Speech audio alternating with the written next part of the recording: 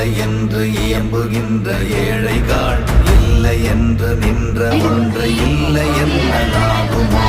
இல்லை அல்ல என்றும் அல்ல, இரண்டும் ஒன்றி நின்றதை எல்லை கண்டு